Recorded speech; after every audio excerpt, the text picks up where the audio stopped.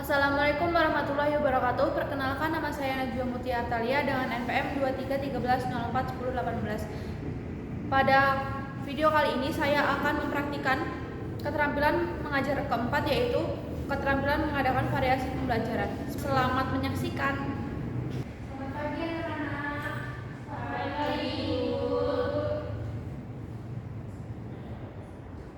Sebelum itu, Assalamualaikum warahmatullahi wabarakatuh. Waalaikumsalam warahmatullahi wabarakatuh. Anak-anak udah pada sarapan belum? Sudah, Ibu. Alhamdulillah. Sebelum memulai pembelajaran kita, mohon untuk ketua kelas memimpin doanya terlebih dahulu. Kepada ketua kelas, mohon untuk memimpin doa.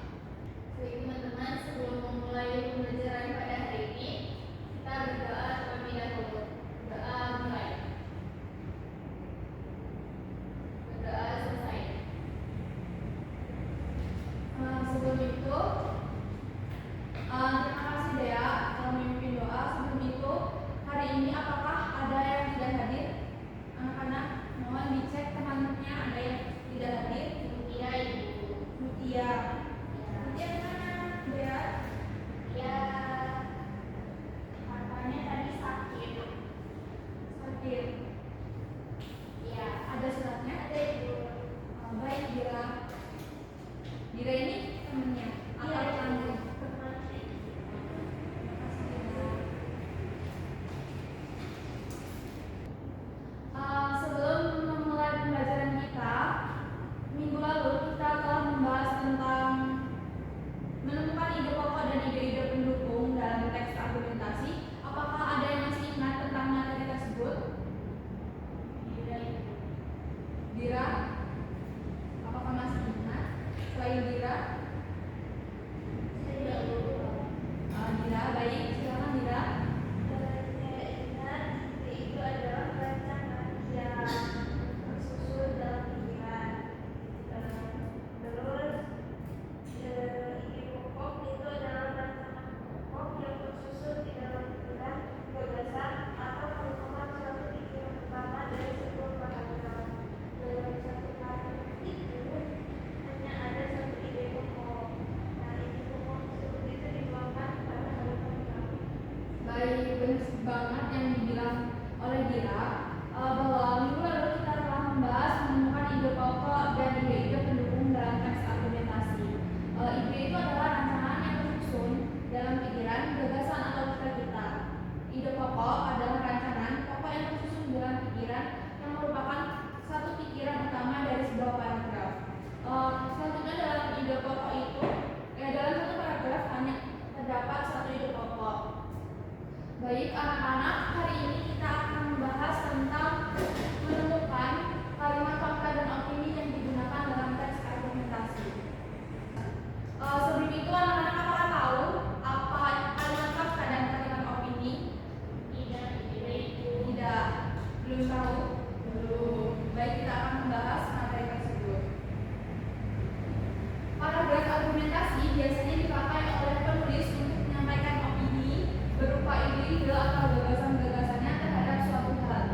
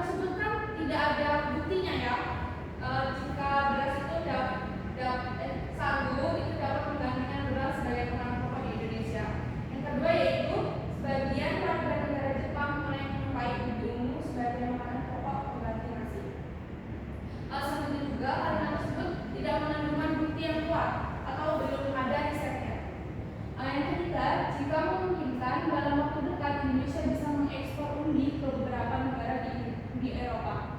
Kalimat tersebut juga merupakan opini karena terdapat kata jika memungkinkan. Kalimat tersebut masih berupa dugaan, makanya kalimat tersebut disebut dengan opini. Selanjutnya, Ibu akan menampilkan sebuah video kepada kalian.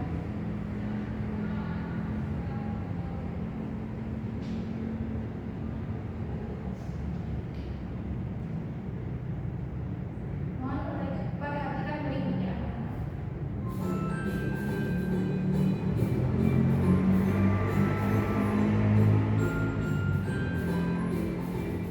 Seperti yang telah kita bahas tadi, perbedaan fakta dan opini. Selanjutnya,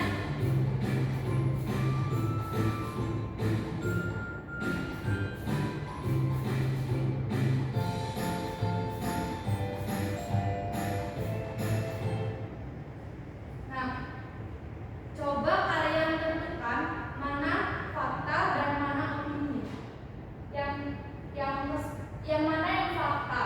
Yang satu atau yang kedua? Satu. Ya.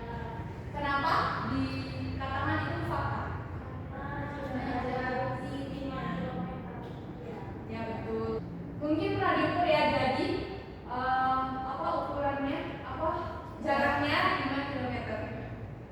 Baik, berarti opini yang kedua ya anak-anak. Menurut kalian kenapa? Karena belum ada bukti. Ya, karena masih juga Cuma bilang pendapat ya. Baik, betul sekali anak-anak. Selanjutnya,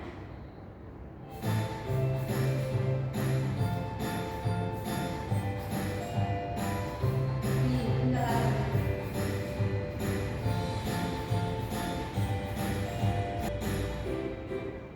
Baik, untuk contoh yang kedua, manakah yang fakta dan opini? Yang biru atau yang fakta yang biru atau yang pink? Pink. Kenapa? karena nyata. Kenapa yang biru disebut opini? Karena yang biru itu masih tidak jelas apakah benar. Baik, kita lihat jawabannya.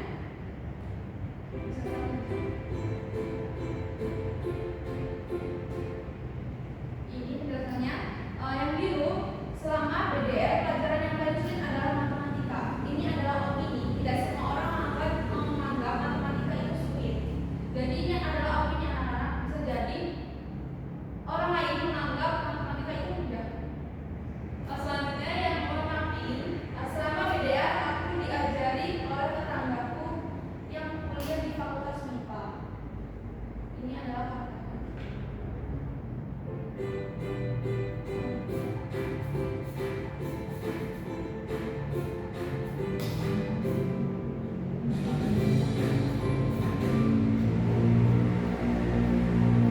Sudah anak-anak, itu saja kita sudah berlatih tadi. Selanjutnya, apakah ada pertanyaan dari materi ini, fakta dan opini?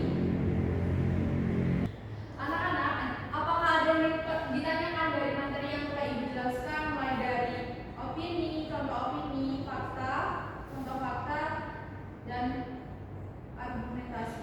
Apakah ada yang ditanyakan? Tidak itu. Tidak. Selanjutnya, kalau tidak, berarti anak-anak sudah paham ya. Kita akan berlatih menentukan kalimat fakta dan opini. Sistemnya ini adalah perebutannya anak-anak. Jadi siapa yang cepat angkat tangan itu yang akan diberi kesempatan untuk menjawab. Baik anak-anak, kita akan memulai kuisnya. Jadi sistemnya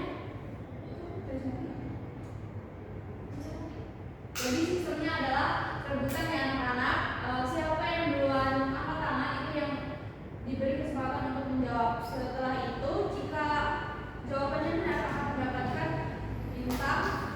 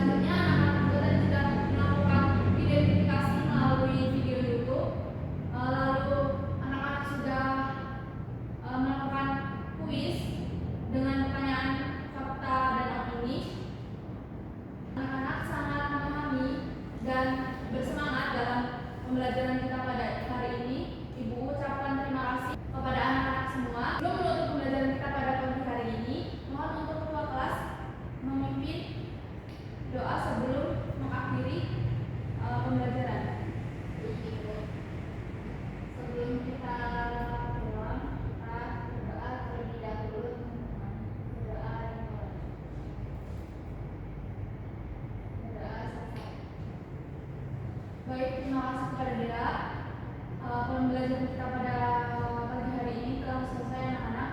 Terima kasih kepada anak-anak yang sudah berpartisipasi aktif pada pembelajaran kita pagi hari ini. Ibu mohon maaf jika terdapat kesalahan dalam menerangkan materi atau dalam perlakuan ibu kepada anak-anak. Ibu mohon maaf, kepada Allah ibu mohon ampun. Selanjutnya anak-anak jangan lupa untuk mempelajari materi minggu depan, yaitu materi menulis teks argumentasi dengan tema ketahanan pangan lokal. Anak-anak jangan lupa untuk mempelajari materi tersebut ya di rumah, agar pertemuan kita besok langsung kita berdiskusi dan berjalan dengan lancar. Ibu akhiri, wassalamualaikum warahmatullahi wabarakatuh. Waalaikumsalam warahmatullahi wabarakatuh. Ibu duluan ya anak-anak. Habis ini ada pelajaran apa? SPK, menggambar atau membuat proyek? Membuat proyek. Semangat ya anak-anak. Ibu duluan. Terima kasih ibu. Ya. Assalamualaikum warahmatullahi wabarakatuh. Saya Najwa Kautsar Adelia dengan NPM 2313041080 sebagai observasi lisan dari nama calon guru Najwa Mutia Atalia dengan NPM 2313041018. Topik: menemukan kalimat fakta dan opini yang digunakan dalam teks argumentasi tanggal 18 Oktober 2025, kelas 5B. Variasi dalam gaya mengajar guru. 1. Suara. Guru memberikan variasi dalam nada, suara, volume suara, kecepatan bicara digunakan. 2. Mimik dan gerak. Guru mengadakan perubahan mimik dan gerak tangan dan badan untuk memperjelas penyajiannya digunakan. 3. Kesenyapan. Guru dengan sengaja memberikan waktu senyap atau hening dalam pembicaraannya tidak digunakan. 4. Kontak pandang. Guru melayangkan kontak pandang dan melakukan kontak pandang dengan siswanya digunakan. 5. Perubahan posisi. Guru bergerak dalam kelas untuk masuk yang berbeda-beda digunakan. 6. Memusatkan. Guru memberikan tekanan pada butir-butir yang penting dari penyajiannya dengan menggunakan bahasa lisan seperti dengan baik-baik, perhatikan ini, dan lain-lain. Dan isyarat yang cocok seperti mengangkat satu tangan atau menunjukkan dengan jari digunakan. Variasi penggunaan media dan alat bantu pengajaran. 7. Variasi visual. Guru menggunakan alat bantu yang dapat dilihat, menulis di papan tulis, menunjukkan gambar atau benda dan sebagainya digunakan. 8. Variasi aural. Guru menggunakan berbagai suara langsung atau rekaman dalam pengajarannya digunakan. 9. Variasi alat bantu yang dapat dipegang dan dimanipulasi. Guru memberikan kesempatan kepada siswa memegang atau memanipulasi benda-benda atau alat bantu pengajaran tidak digunakan. Variasi pola interaksi dan kegiatan siswa. 10. Guru memperkenalkan perubahan dalam pola interaksi antara dia dengan siswa dan juga menganeka-ragamkan kegiatan belajar mengajar siswa yang terlibat digunakan. Sekian observasi yang dapat saya sampaikan. Saya akhiri. Wassalamualaikum warahmatullahi wabarakatuh.